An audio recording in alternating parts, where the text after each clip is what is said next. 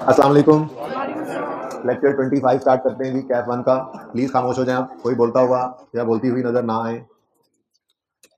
Example किसी वक्त time निकाल के देख लेंगे, पिछली क्लास में मैंने उसको करने की बजाय इस मेन क्वेश्चन को ही जो है वो डिस्कस करना मुनासिब समझा। इरादा किया था 15 मिनट का, लेकिन 25 मिनट इस पे लग गए, सिर्फ वर्किंग कर ली थी हमने। ठीक है, कितने बच्चे इसको अटेम्प्ट करके आए हैं?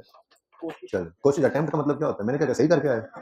क्या कोशिश अटेम्प्ट करने की कोशिश की थी, रजिस्टर खोला, बुक खोली और बंद कर दिया? स्पटनिक सी लिमिटेड प्लीज, बेटा प्लीज अब बस कर दें। रिक्वायरमेंट है, आज हम नया टॉपिक शुरू कर रहे हैं, ठीक है। और देखें, ये बुरी आदत अगर आपके अंदर है, मैं एक्सपेक्ट नहीं करता वैसे, अगर ये बुरी आदत है तो ये आपको ले डूब सकती है। वो कौन सी? अगर कॉलेज से एक छुट्टी मिले तो दूसरी मिला लो, 2 मिले तो तीसरी मिला लो, 3 मिले तो चौथी मिला लो, एक पहले मिला लो, एक बाद में मिला लो। जो ये काम करेगा वो अपने पाँव पे कुल्हाड़ा मारेगा, कुल्हाड़ी नहीं मारेगा, कुल्हाड़ा मारेगा, ठीक है ना। तो प्लीज आप लोगों ने छुट्टी वही करनी है जो कॉलेज की तरफ से मिलेगी, ठीक है। सभी हम भी उतनी छुट्टी करते हैं जितनी कॉलेज की तरफ से मिलती है, और शायद रिजल्ट के दिनों में सिर्फ 1 या 2 दिन की छुट्टी होती है। तो आपने जितनी छुट्टी मिले उतनी ही करनी है, क्योंकि यहाँ पे पढ़ाई चलती रहेगी। तो जिसने वो लूज कर दिया, अब रिजल्ट किसी का, बेगानी शादी अब्दुल्ला दीवाना, आप लोग वैसे ही कुछ 2-4 बच्चे होंगे रिजल्ट वाले, ज्यादातर तो है नहीं। तो वो बेगानी शादी के अंदर जब अब्दुल्ला दीवाना होगा ना, तो फिर अब्दुल्ला का अपना जो है वो रिजल्ट अगली बार, हाँ, उसकी अपनी शादी लेट हो जाएगी, ठीक है। तो इसलिए आप लोग प्लीज, आप लोगों ने जो है वो बड़े ध्यान से, इत्मीनान से, जितने दिन हो उतने दिन ही छुट्टी करनी है। IS 36 आज शुरू हो रहा है, शुरू होके बेस उसकी आज बन जानी है, फिर अगले 4-5 दिन IS 36 कंक्लूड हो जाएगा, खत्म हो जाएगा, और साथ साथ IS 16 भी चलेगा। फिर छुट्टी के बाद जब हम आएंगे तो स्टार्ट मेरे ख्याल से पहला दिन IS 23 से हो रहा होगा। तो इसलिए छुट्टी उट्टी का कोई मामला आपने जहन में नहीं रखना कि कोई 1-2 मिलाएं साथ, बहुत नुकसान होगा, मैं बता रहा हूँ। किसी ने जो कहा है वो गलत कहा है। वो तो मतलब कितना, संडे मंडे ट्यूसडे ये 3 छुट्टियां होंगी बस। ये संडे मंडे ट्यूसडे जी नहीं दूंगा, यही आपको बता रहा हूँ कि ना सैटरडे ऑफ दूंगा और ना ही ट्यूसडे ऑफ दूंगा। ओके सॉरी मैन, अच्छा चलिए टाइम लाया करें बस। Sputnik Sea Limited runs the cruise business across oceans. बेटा बातें बंद कर दें, क्लास से बाहर निकाल दूंगा। Prepare necessary journal entries to record above transaction from date of acquisition of बहरी जहाज, बहरी जहाज से शिप है, छोटी सी cruise, to the year ended 31 December 2020। Okay, Sputnik C runs a cruise business. Following information respect of SSL cruise ship is available. SSL bought a cruise ship on Yakam March 18 after completing all required formalities. Ship is ready to sail on Yakam April 18। आपसे कल ये बात हो गई थी, यकम मार्च को हमने इग्नोर करना है, यकम अप्रैल से ये शिप अवेलेबल है। अब अगर मिसाल के तौर पे सवाल के अंदर यहाँ पे ये लिख देता but actually the ship was used from यकम मई, तो क्या करते? यकम मई से डेप्रिसिएशन नहीं करनी थी, डेप्रिसिएशन यकम अप्रैल से ही शुरू होना था। लेकिन जो इंजन है वो सिर्फ उतना ही डेप्रिसिएट होना है जितना चलना है। तो आउटपुट मेथड जो है ना, उस पर ये रूल्स गड़बड़ करते हैं दोनों। एक, अगर दरमियान में एसेट आइडल हो जाए, रुका पड़ा रहे, तो आउटपुट मेथड वाली डेप्रिसिएशन भी रुक जाती है। और अगर एसेट अवेलेबल फॉर यूज हो जाए और मेथड आउटपुट डेप्रिसिएशन हो, तो वो अवेलेबल फॉर यूज होने पर शुरू नहीं होती जब तक एक्चुअली यूज ना हो। बाकी तीनों मेथड्स के अंदर रूल वही है, स्ट्रेट लाइन हो, रिड्यूसिंग बैलेंस हो, सम ऑफ ये डिजिट हो। अगर आपका एसेट चल रहा है तो डेप्रिसिएशन अवेलेबल फॉर सेल हो गया, अवेलेबल फॉर यूज हो गया, तो डेप्रिसिएशन शुरू कर दो, ठीक है। और दरमियान में अगर एसेट किसी वजह से रुक भी जाए, आइडल पड़ा हो, तब भी डेप्रिसिएशन को नहीं रोकना। लेकिन ये कौन से मेथड्स हैं? स्ट्रेट लाइन, रिड्यूसिंग बैलेंस और सम ऑफ ये डिजिट। लेकिन आउटपुट मेथड है, इसमें एसेट ने जितना चलना है उतना ही डेप्रिशिएट होना है। बहरहाल ऐसी कोई बात यहाँ थी नहीं, यकम अप्रैल के बाद यकम मई उसने नहीं लिखा था, लिख देता तो एक और ट्विस्ट पड़ जाता थोड़ा सा, ठीक है ना। वो ट्विस्ट ये पड़ता कि बॉडी और ड्राई डॉकिंग यकम अप्रैल से डेप्रिशिएट करते और इंजन के लिए यकम मई से और उसको गिनते। बहरहाल ऐसा कुछ नहीं हुआ, यकम अप्रैल से शिप रेडी टू सेल है। Details regarding cost components are engine body DD cost useful life और एस्टिमेटेड रेजिडुअल वैल्यू। अब 19 में कुछ गड़बड़ हुई है और पहली रीवैल्यूएशन भी 31 दिसंबर 19 पर हो रही है। सवाल आप कितने, काफी बच्चों ने घर पे ट्राई किया ना, इसलिए मैं सवाल को उस तरह से रीड नहीं कर जैसे कल कर दिया, ठीक है। ये 31 दिसंबर 19 पर है और ये 1031 दिसंबर 20 पे, ठीक है। अच्छा, अब इसका मतलब 19 के साल में जाकर कहीं रीवैल्यूएशन होनी है या कोई आइडल शाइडल भी उस वक्त देखना है। फिलहाल तो 18 में खड़े हैं ना, तो 18 को कर लेते हैं। मैंने बच्चों से कहा कि आप इस अप्रोच पे वर्किंग को करें, इकट्ठा तो कर नहीं सकते हैं, ठीक है। इंजन बॉडी ड्राई डॉकिंग हर एक को अलग अलग करते जाएं, और फिर ये वो वर्किंग है जो हम आज तक देखते आए। Asset given surplus profit loss 3 column होते थे ना, ये वही है। क्रूज शिप का टोटल यहाँ लिखना और आगे 2 कॉलम्स, एक सफे पे मैनेज करने की कोशिश करना है। इसको हो जाना चाहिए, जो वर्किंग की लेंथ, वर्किंग जो बढ़ानी है वो इधर ऐसे बढ़ा दो ना, ताकि सवाल ऐसे लंबा होना है तो हो जाए बेशक, ठीक है। लेकिन कोशिश करो इसको एक सफे पे जबरदस्त हो जाए। नहीं हो पाता तो कोई मसला नहीं, इतनी वर्किंग एक सफे पे कर लो और बाकी की दूसरे सफे। लेकिन थोड़ा सा फिर वैल्यूज को ले जाने में प्रॉब्लम हो सकता है, गलती के चांसेस होते हैं, थोड़ा सा काम जरा बढ़ सा जाता है, ठीक है। लेकिन आमने सामने सफे हो जाए फिर तो क्या ही बात है। अगर तंग हो रहे हैं, आमने सामने सफे के ऊपर आप रख के कर सकते हैं, एक सफे के ऊपर ये वर्किंग और के ऊपर ये हो जाए। तो जैसे भी मैनेज करें, मुझे नहीं पता, वर्किंग ऐसे कर लें तो ये आसानी है, ठीक है। अब सबसे पहले तो हर एक कंपोनेंट की कॉस्ट गिवन थी 840, 535 और 600, सॉरी 60, ठीक है। तो ये हमने कॉस्ट यहाँ पर लिख दी, यकम अप्रैल 18 पर कॉस्ट आ गई। ठीक हो गया। अब मसला ये है कि हर एक कंपोनेंट की डेप्रिसिएशन अलग अलग थी, इसलिए इनको अलग अलग रखा हुआ है। जैसे इंजन की कॉस्ट 840 है, यूजफुल लाइफ ऑर्स में गिवन है 50,000 और रेजल वैल्यू है 40। आउटपुट मेथड वाला फॉर्मूला सिखाया था, डेप्शन का फॉर्मूला क्या था जी? Cost minus residual value, cost minus residual कितनी है 40 डिवाइडेड बाय 50,000 और इनटू, अब ये देखना था, ठीक है। अब हम गए तो यहाँ पर मैंने आपको कहा था कल क्या कि अपने एक फनकारी बेटा ये ना टाइम पे आया करें, मैंने अब आइंदा इस तरह से आप लोगों को नहीं अलाउ करना। ये कितना टाइम लेट हो गया आप देख लें, 25 पे क्लास शुरू होती है तो 30 तक सब बच्चे आ जाया करें, इससे ज्यादा अलाउ नहीं करूंगा मैं बेटा प्लीज। मेरे लेट होने से आपको कोई नुकसान नहीं होगा, आपके लेट होने से आपका नुकसान हो जाएगा। अगर मैं पेमेंट की बात शुरू कर देता तो फिर आपको सच है ऐसी सादा सी बात भी करता ना, पूरा टॉपिक आपको ही रहने था दिल के अंदर, पता नहीं वो कौन सी बात थी जो मेरे से मिस हो गई। सो प्लीज 30 से लेट कोई ना हो आज के बाद। अच्छा आई कि आपने क्या फनकारी लगाई जी? एवरेज मंथली सेलिंग दे दी, ठीक है। और एवरेज का मतलब क्या होता है?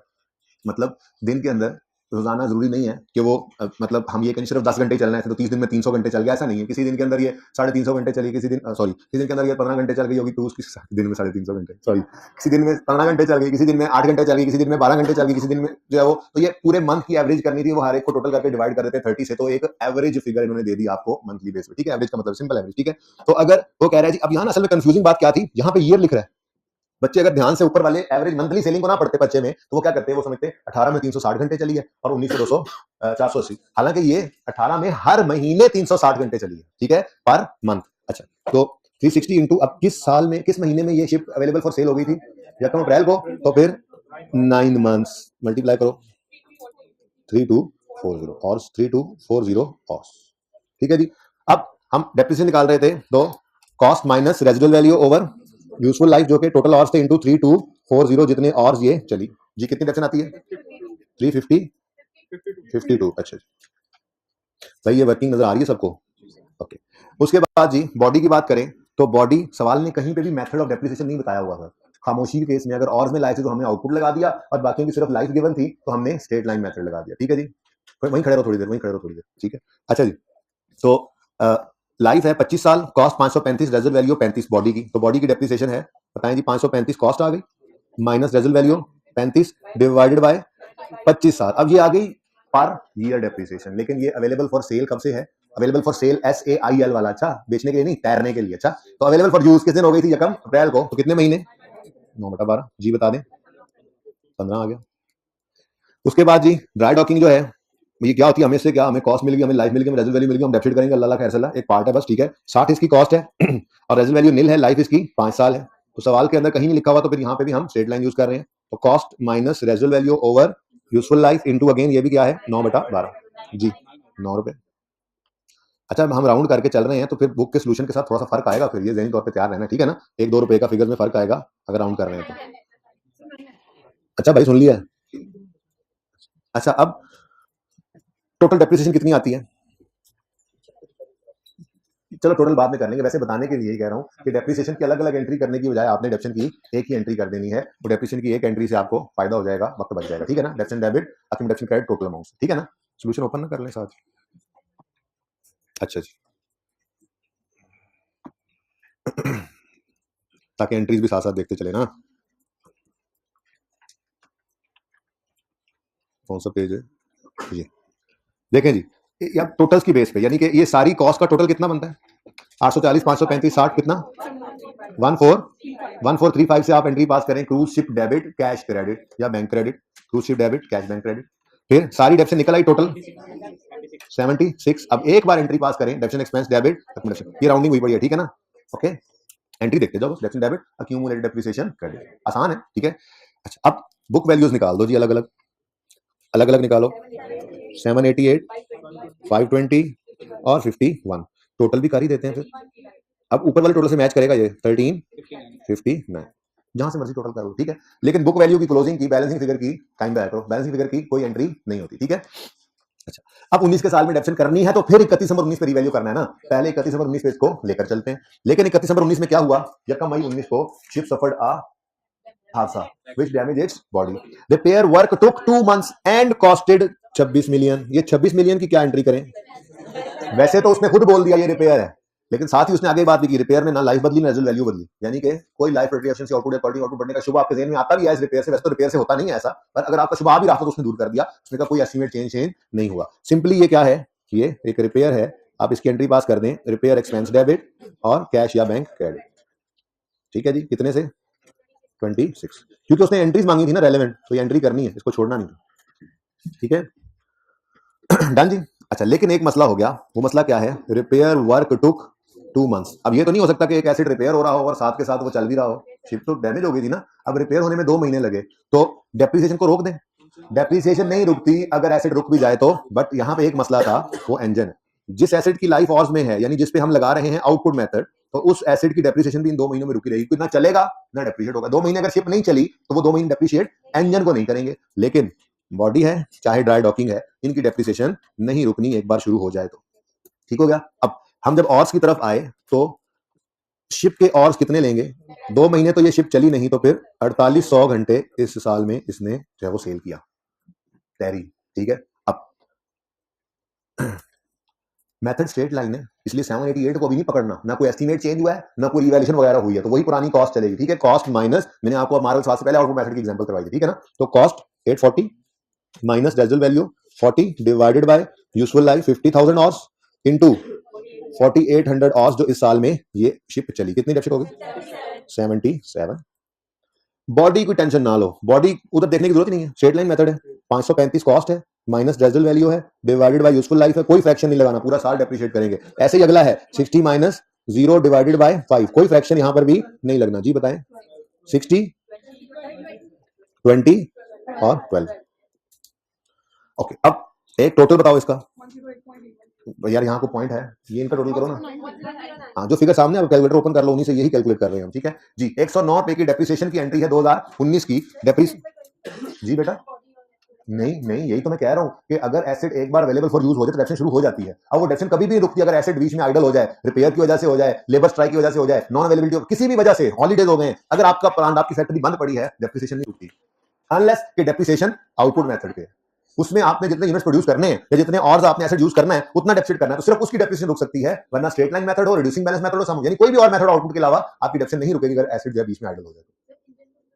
तो इंजन को इसलिए किया ना बेटा कि उसका आउटपुट मेथड डेप्रिसिएशन का यूज हो रहा है, और जितने चलेगा उतने डेप्सिट होना है, तो वो 2 महीने बंद रही तो इंजन नहीं चला, तो वो 2 महीने डेप्सिट भी नहीं हुआ। ठीक है अच्छा जी, अब 100 ये पहले एक एंट्री आ रही रिपेयर की, मैं करके आया हूं, रिपेयर डेबिट कैश क्रेडिट, और ये depreciation debit accumulation credit 109, rounding चल रही है थोड़ी बहुत माफी के साथ। ठीक है, अच्छा अब जी बुक वैल्यू निकालें जल्दी से। 1200 नहीं 711 500 और 39 टोटल। अब जी 31 दिसंबर 19 पर, तो सवाल कहां गया, ये 31 दिसंबर 19 पर ये एसिड रीवैल्यू होकर 1400 पे चला गया। तो उसूल वही है, रीवैल्यूड अमाउंट एक लाइन छोड़कर हम लिख लेते हैं 1400 ही है, बता दो ना, मैंने 1450 है 1400। अब सरप्लस कितना आया 150, लो ये एंट्री कर दो यहां पर। लेकिन अब मसला ये है कि हमें हर एक की अलग अलग रीवैल्यूड अमाउंट चाहिए, टोटल से काम नहीं चलेगा। क्यों? क्योंकि रीवैल्यूएशन के बाद हमने रीवैल्यूड अमाउंट को रिमेनिंग लाइफ पे डेप्सिट करना होता है, और यहां हर पोर्शन की अलग अलग लाइफ, अलग अलग रेजर्व वैल्यू है, बात समझ रहे हो ना, इसलिए हमें अलग अलग इसकी ये रीवैल्यूड अमाउंट भी चाहिए। अब वो रीवैल्यूड अमाउंट अलग अलग करने के लिए सवाल ने हमें कहा था कि आप क्या कर लो, ये revalued amounts are apportioned between components on the basis of their book values before revaluation। तो book values before revaluation ये पढ़िए, ये 31 दिसंबर 19 की हमारी बुक वैल्यू है, ऐसे ही है, ये बिफोर रिवैल्यूएशन है। ठीक है, 31 दिसंबर 19 पर ये बुक वैल्यू है, हमने इसकी बेस के ऊपर रिवैल्यूड अमाउंट निकालनी है। ठीक है, बेस का मतलब क्या है, हम ये कह रहे हैं कि ये हमारे पास रेशियो अवेलेबल है, हमने 1400 को बांटना है on the basis of book value before revaluation. तो वो क्या मतलब हम कहेंगे जी कि अगर आपने इंजन के लिए रिवैल्यूड अमाउंट एलोकेट करनी है तो आप करो 711 बटा 1250 इंटू 1400। क्या मतलब कि आप 1400 में से इतनी रिवैल्यूड इसको दे दें इंजन को जितना पुरानी बुक वैल्यू में इसका परसेंटेज, इसका प्रोपोर्शन, इसकी जो इसका हिस्सा बनता था। तो पुरानी बुक वैल्यू में इंजन का पोर्शन कितना था 711, परसेंटेज ऐसी निकलती है ना, आप कहेंगे जी हमारे 55 नंबर आए 100 में से, हैं जी पास हो गए, तो आप कैसे परसेंटेज निकालते हो, 55 डिवाइडेड बाय टोटल, ऐसे है ना। तो ये पूरी शिप है, ये पूरी शिप की बुक वैल्यू है, इसमें से इंजन की बुक वैल्यू कितनी है परसेंटेज में अगर निकालनी है तो मैं क्या कहूंगा 711 डिवाइडेड बाय 1250, ये आ गया इंजन का हिस्सा पुरानी बुक वैल्यू में। इस बेस के ऊपर 1400 को बांट दो तो वो मल्टीप्लाई कर दोगे, सिंपल सा काम है। ठीक है, तो यार जब मुझे वर्किंग तो करने दो छोटी सी यहाँ पे, तो हम क्या करेंगे जी, हमने बांटना किसको है 1400 को, इंजन की बुक वैल्यू है 711 अगेंस्ट टोटल बुक वैल्यू है 1250, तो क्या आ गया आंसर 796। ऐसे ही बाकी सबके साथ भी करो जी। 1400 को बांटना है, अब 500 डिवाइडेड बाय 1250 जी 560, और लास्ट इज 1400 को बांटना है डीडी को, तो डीडी है 39 डिवाइडेड बाय 1250 44। चल मैं 36 से शुरू करिए ना, आज की अब मजीद में आगे 16 करता तो आप लोगों ने क्लास से भाग जाना था, है ना, बोर हो जाता है ना बंदा जी। बट क्या जी सब कुछ। अब 31 दिसंबर 20 पे फिर रिवैल्यूएशन है, लेकिन 31 दिसंबर 20 से पहले डेप्रिसिएशन करनी, ठीक है। 19 गुजर गया, 19 गुजर गया, अब 20 पे आए। अब 20 पे आकर आपको पता है कि आपने रीवैल्यूड अमाउंट को डेप्रिशिएट करना है, ऐसे ही है, लेकिन डिवाइड करना पड़ेगा हमें आज रिमेनिंग लाइफ से। रिमेनिंग लाइफ क्या है वो निकाल लेते हैं जी।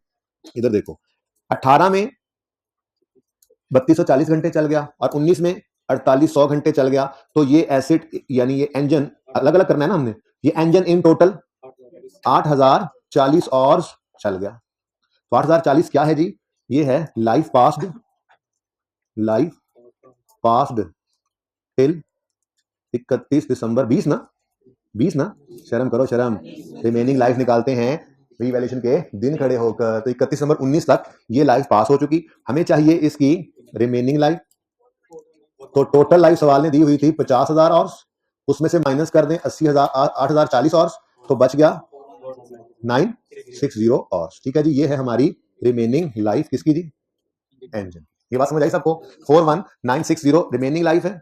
और साथ ही यहां पर वर्कआउट करते चलें कि इस साल में कोई गड़बड़ नहीं हुई तो फिर पूरा साल ये चला होगा, ऐसे इंजन पूरा साल चला होगा ना, कितना बनता है 7200, ठीक हो गया जी। तो 796 को हमने डिवाइड किया 41960, समझ आता है ये रिमेनिंग लाइफ है 31 दिसंबर 19 पे खड़े होकर, वही उसूल है। इनटू इस साल में कितना चल गया ये एसिड 7200, ठीक है जी। तो डेप्रिसिएशन एक्सपेंस कितना आ गया 137, यही है जी, तो समझ आ रही है। अच्छा नेक्स्ट, बस 2-4 मिनट में जितनी बात हो गई। नेक्स्ट 560 को भाई मुझे, अच्छा हाँ, ओ अच्छा अच्छा अच्छा अच्छा अच्छा 796 मैं भूल गया था, माइनस, अगर सवाल ने रीवैल्यूड अमाउंट के बारे में कोई चेंज नहीं बताया तो वही रीवैल्यूड अमाउंट रेजल्ट वैल्यू जो है वही रहती है। तो 796 minus 40 divide by 41960 multiply by 7200, बताएं जी आंसर, फिर भी वही है 130। ले जी नेक्स्ट है जी रीवैल्यूड अमाउंट 560 है, बोलो माइनस 35 के बारे में खामोश है तो वही रखो, डिवाइड करोगे इसको रिमेनिंग लाइफ से, रिमेनिंग लाइफ निकालोगे 31 दिसंबर 19 पे खड़े होगे। अब ये एसिड, ये बॉडी भी एसिड शिप के साथ ही आई थी, तो यकम अप्रैल 18 को याद ही 18 वाले साल में ये 9 महीने चली, यानी 0.75 ईयर्स, 9/12 कर दो ना, और 31 दिसंबर 19 तक मजीद एक साल चली, तो इन टोटल 1.75 ईयर्स इसकी लाइफ गुजर गई। इधर देखो, ये 25 साल इसकी ओरिजिनल लाइफ थी, हम कह रहे हैं जी लाइफ पास्ड टिल 31 दिसंबर 19, अभी अभी आपने बताया मुझे 1.75 ईयर्स, तो फिर रिमेनिंग लाइफ कितनी बनती है जी 25 minus 1.75 is equal to 23.25 years, ठीक है जी। तो हमारी बॉडी की रिमेनिंग लाइफ निकल आई 23.25 नहीं होता, 2.5 होता है, तो 23.25 को फ्रैक्शन तो नहीं लगाना, ये मैंने कल ही सिखा दिया था, कल या परसों, ठीक है, कि अगर आपने 14.5 7.85 7.75 ऐसी किसी चीज से फ्रैक्शन से डिवाइड किया तो ये ईयर्स हैं, ईयर्स जितने भी आए हैं जब डिवाइड करते हैं ईयर से तो ईयरली डेप्रिसिएशन ही निकलती है, ठीक है जी। बता दें जी 23। नेक्स्ट 44 माइनस 0, पहले भी 0 था आज भी 0 ही है। अगली बात, इसकी लाइफ थी 5 साल, 1.75 अगर गुजर गया तो बाकी 3.25 रह गया, तो divide by 3.25 years, answer is 14।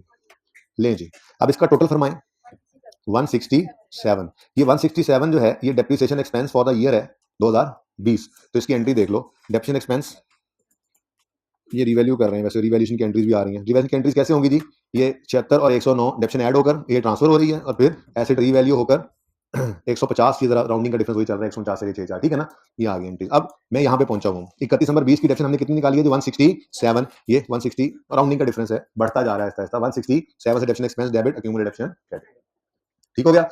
अब इस एसिड को दोबारा हमने क्या करना है रीवैल्यू, लेकिन एक मसला है, हशर की तरह से एक नशर भी होता था, याद है हम क्या कहते थे, हम कहते थे जो सरप्लस के साथ किया वही, जो एसिड के साथ किया वही सरप्लस के साथ कर दो, ये यहाँ पे थोड़ा सा मुश्किल हो गया है, शायद निकल आए पर बहुत मुश्किल है उस तरह से निकालना। मसला क्या है, 167 की जो डेप्रिसिएशन आई है ये अपवर्ड रिवैल्यूएशन के बाद आई है। रिवैल्यूएशन अपवर्ड हुई थी या नहीं हुई थी? अगर अपवर्ड रिवैल्यूएशन हुई है, इधर तुम जो है वो मतलब हाथ होगी, वैसे इधर ध्यान रखो बेटा। अपवर्ड रिवैल्यूएशन अगर हुई है तो पक्की बात है डेप्रिसिएशन इजाफी हुई है। अगर इजाफी हुई है तो इंक्रीमेंटल डेप्शन की एंट्री भी करनी है, जो होती है रिवेल surplus debit retained earnings credit. लेकिन अब वो फिगर डायरेक्टली नहीं निकल रही आज, उसके लिए थोड़ा सा आपको पापड़ शापड़ बेलने पड़ेंगे। आसान है। अब वो पुरानी पहले दिन वाली बात पे चले गए कि डेप्रिसिएशन आफ्टर रिवैल्यूएशन, ये अभी अभी आपने निकाली है कितनी, 167, यही है ना। डेप्रिसिएशन आफ्टर रिवैल्यूएशन मतलब रिएक्शन अपवर्ड होने के बाद डेप्शन कितनी आई है जी? अगली बात, depreciation expense had there been no revaluation, तो डेप्रिसिएशन एक्सपेंस जो रिवैल्यूएशन के बाद आया और डेप्रिसिएशन एक्सपेंस अगर कोई रिवैल्यूएशन ना होती। अब इसके लिए क्या करना है, मुश्किल नहीं है, आसान है। इधर देखो, ये है नई डेप्रिसिएशन, ये है नई डेप्रिसिएशन, ऐसे ही जो हमने रिवैल्यूड अमाउंट को रिमेनिंग लाइफ डेप्रिसिएट किया। अगर ये वाली रिवैल्यूएशन ना होती तो ये वाली डेप्रिसिएशन भी ना होती, फिर वही डेप्रिसिएशन चलती चली जाती। सिर्फ यहाँ पे क्या होता, 840 माइनस 40 बटा 50,000 इंटू यहाँ 4800 की बजाय क्या हो जाता, 7200। ये तो बिल्कुल सिंपल होते, ये सेम आता, ये सेम आता। रिवैल्यूएशन ना होती तो ये डेप्शन चलनी थी ना, तो बोलो। तो हम ये कह रहे हैं अगर रिवैल्यू ना होता तो फिर डेप्शन क्या होती। तो इधर देखो, पहले शिप की बात करें तो ये 840 माइनस 40 बटा 50,000, 840 ही रहता, ऐसे ही है। माइनस 40 बटा 50,000 ये सेम रहता सब। तो बोलो रिमेनिंग लाइफ ना निकालते। और ये हम 20 की बात कर रहे हैं, 19 की, 20 की बात कर रहे हैं, 19 की, ये 20 की बात कर रहे हैं ना। तो 20 में ये एसिड चलता कितने और 7200 और, तो यहाँ पर डेप्शन आती इंटू 72 और, ये तो हो जाती शिप की बात। फिर बात करते हैं बॉडी की। तो रिवैल्यूएशन ना होती तो यही डेप्शन चलनी थी 535 माइनस 35 बटा 25। ये तो हमने तब किया जब रिवैल्यू होके ये 560 हो गया, फिर मिनी लाइफ निकाली, तो वही पुरानी डेप्शन 535 माइनस 35 बटा 25। बोलो जी, 535 माइनस 35 बटा 25 और डीडी सेम। डीडी की ये डेप्शन तब आई जब जब रीवैल्यू होकर 44 पे चली गई ये फिगर और रिमेनिंग लाइफ निकाली। अगर ये ना होता तो डेप्शन ये होती 60 माइनस 0 डिवाइडेड बाय 5। सही है, तो 60 माइनस 0 डिवाइडेड बाय 5। अब इसका टोटल बताएं कितना है, एक ही बार बता दें, 140 और ये 167। अब बताएं जी इंक्रीमेंटल डेप्रिसिएशन कितनी है। ये राउंडिंग का डिफरेंस है सोल्यूशन किताब का, उसमें कोई 18-19 होगा, फर्क बढ़ता जा रहा है ना, आहिस्ता आहिस्ता राउंडिंग चलती जा रही है ना, गलती नहीं होती है, इसलिए आपके सामने मैंने राउंड करके सवाल किया, ठीक है, बी कॉन्फिडेंट। अच्छा जी, अब ये 20 रुपीज की डेप्रिसिएशन जो है ये हमने जरा इस तरह से निकाली है, ठीक है, और यहाँ पर लिखेंगे भी सही क्योंकि आगे वर्किंग भी तो बढ़ानी है ना। 20, ये 20 की डेप्शन की revaluation surplus debit retained earnings credit, यहाँ पे 19 के करीब पहुंच गई है राउंडिंग की वजह से, ठीक है, बिल्कुल सही जा रहे हैं। उसके बाद यहाँ पर बुक वैल्यू निकाल लोगे, बोलो। उसके बाद फिर 31 दिसंबर पर एक लाइन खाली छोड़कर रिवैल्यूड अमाउंट लिखोगे और फिर एंट्रीज कर लेना, ठीक है। और डेप्शन की एंट्री तो होनी नहीं है, इसलिए ये वाला काम दोबारा करने की जरूरत नहीं पड़ेगी, ओके।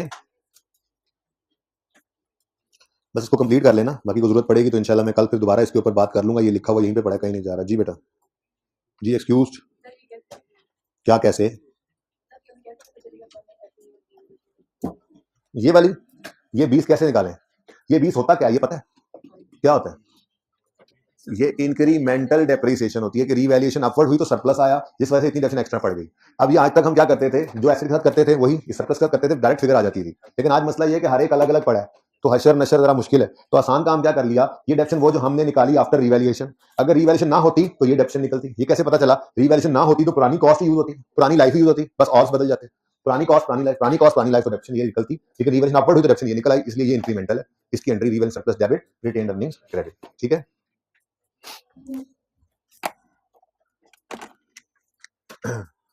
जूम करूं तो वर्किंग नजर नहीं आएगी, एक मिनट यार ये कर लेता हूँ। अच्छा जी, अच्छा, बड़ी मेहरबानी भाई, आपने जो मुझे मशवरा दिया ना, मुझे तो पता ही नहीं था इसका। मैंने कॉपी पेस्ट नहीं किया, मैं आपकी बात नहीं मान रहा, मैंने कट पेस्ट किया।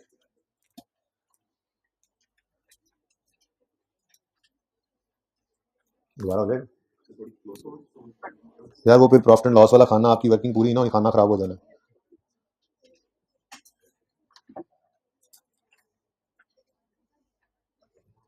बना ली तस्वीर, बना ली बना ली बना ली।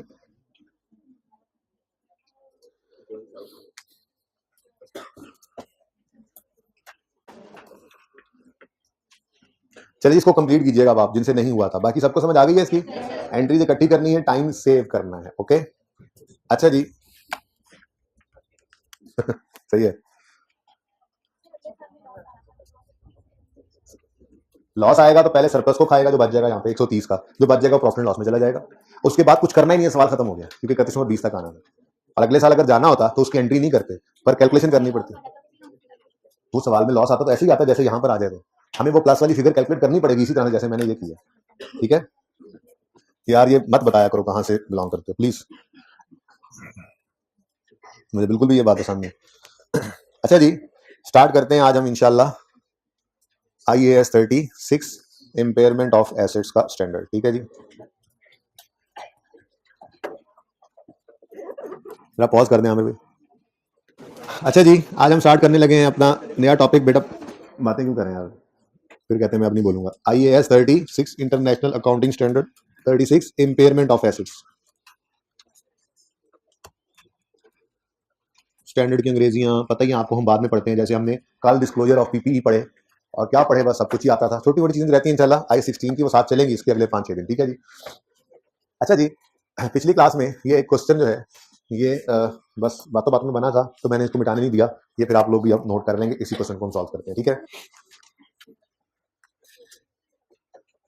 ये एक नाम हारिस इस्तेमाल हो रहा है। असल में वो एक बच्चा यहाँ पे बैठा हुआ था हारिस, तो मैंने कहा कि हारिस परचेज एन एसेट। ठीक है, ये हारिस के पास एक एसेट है। ठीक है, और ये एसेट हारिस ने खरीदा है 1 जनवरी 15 पर, और इसकी कॉस्ट है 600 रुपए और यूजफुल लाइफ है 5 साल।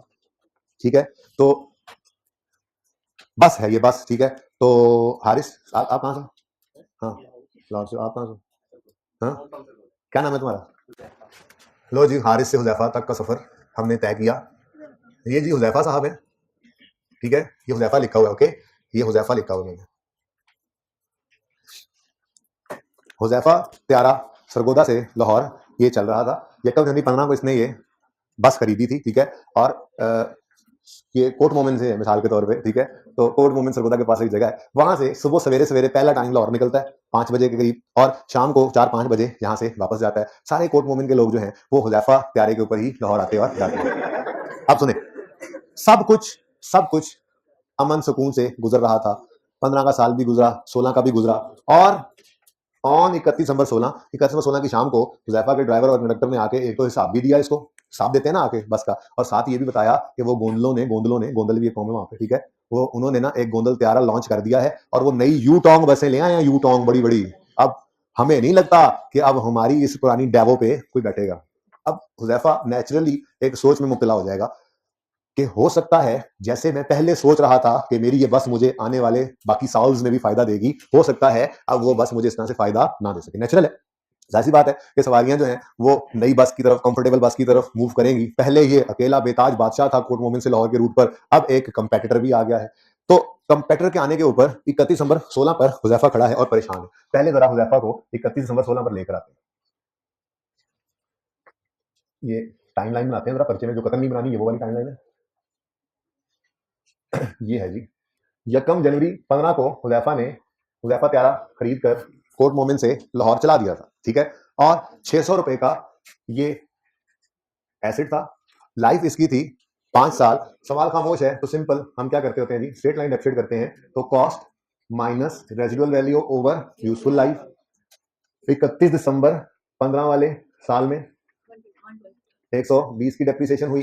फिर 31 दिसंबर 16 का साल भी गुजर गया और 120 की डेप्रिसिएशन हुई। ठीक है, और ये 31 दिसंबर 16 का वाकया है कि यूटोंग लॉन्च कर दी गोंदल कौम ने। ठीक है जी, इसके मुकाबले में मैंने कहा एड्डा तू आया है, कल्ला ही कल्ला एंजॉय कर रहा है इस रूट में। हम भी एक टफ कंपटीशन देंगे, सबसे अच्छी गाड़ी मंगवा ली भाई, जाग जा, हम सरगोदा से लाहौर पहुंचने वाले हैं। यार प्लीज यार ऐसे ना कर यार, स्टैंडर्ड नहीं है। अच्छा, अब सबसे पहली चीज जो यहां पर खड़े होकर नजर आएगी हमें अपनी बस के बारे में, वो होगी इसकी बुक वैल्यू। क्या होगी इसकी बुक वैल्यू? तो 31 दिसंबर 16 पर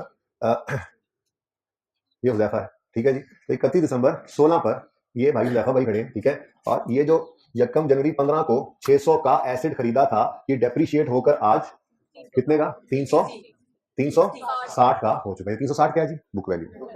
ठीक है, अब इस दिन खड़े होकर हुजैफा अब ये सोचेगा कि अब क्या किया जाए। देखिए, कोई भी एसेट है ना आपके पास, वो आपको 2 तरह के फायदे दे सकता है। कोई भी एसेट आपके पास, कोई भी एसेट है आपके पास, अपनी जिंदगी में देख लें, कोई भी एसेट है 2 तरह के फायदे दे सकता है। या आप उसको आज ही बेच दें या उसको इस्तेमाल करें। ठीक है, आपके पास बाइक है, आप उसको आज बेच दें, पैसे आ जाएंगे। आप उसको बाइक पे चलाएं तो अगले 2-3 साल चल के पैसे आएंगे।